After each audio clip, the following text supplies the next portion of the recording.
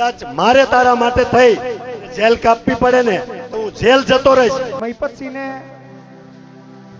જ્યારે તડીપાર કરવામાં આવ્યા હતા અને જ્યારે મહિપતસિંહને એક આશરાની જરૂર હતી અને મહિપતસિંહને એક સપોર્ટની જરૂર હતી, પૈસાની જરૂર હતી, ઘરની જરૂર હતી, જમવાની જરૂર હતી, ગાડીમાં પુરાવા માટે પેટ્રોલ ડીઝલની જરૂર હતી, બૂટ ચપ્પલ લાવવાની જરૂર હતી, કપડાં લાવવાની જરૂર હતી, સારું જમવાની જરૂર હતી કે ક્યાંય પણ કઈ અટકતું હોય તો ક્રેડિટ કાર્ડનું બિલ ભરવાની જરૂર હતી.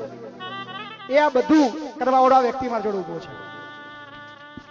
તો અદ્ભુત પ્રેમ વિજયસિંહ બાપુએ આપ્યો છે ને ખૂબ લડાકુ છે, ખૂબ હિંમતવાન છે, ખૂબ નીડર છે. ક્યારેય હાર્યો નથી, ક્યારેય ડગ્યો નથી, ક્યારેય ઝૂક્યો નથી.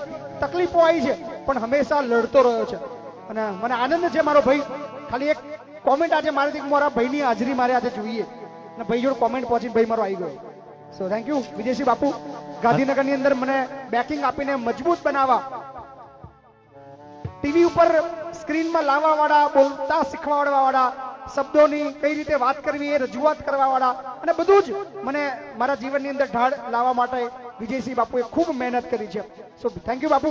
અને મને આશા છે કે તમે જે બી મારા પાછળ મહેનત કરી છે, જે બી મારા પાછળ તમે ખર્ચ્યું છે એનું કદાચ તમે કંઈક રિઝલ્ટ જોઈને તમને આનંદ અનુભવતા હશો કે તમારો કદાચ એ ખર્ચો છે, તમારો એ મારા પાછળ વાપરેલો સમય છે કે તમે મારી પાછળ જે બી વાપર્યું છે એ કદાચ કંઈક સારું થઈ રહ્યું છે. લોકો માટે એની પાસે સપનાઓ હતા, બહુ લોકો માટે એને લડવું હતું, મોટી જબર સરકાર સામે એને એકલા હાથે બાખડવું હતું.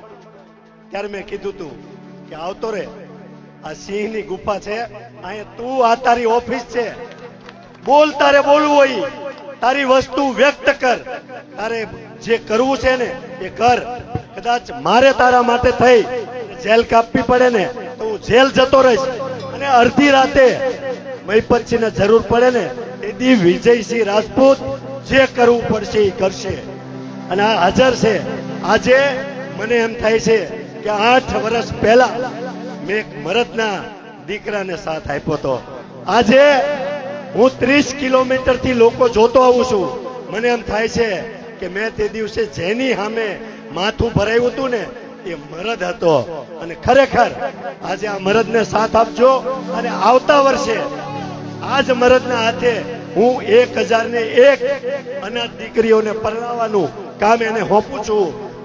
એ પરણાવશે, મારો નાનો ભાઈ છે, બાકીનો ખર્ચો હું એકલા હાથે આપીશ. એ આજે હું જાહેરાત કરું છું.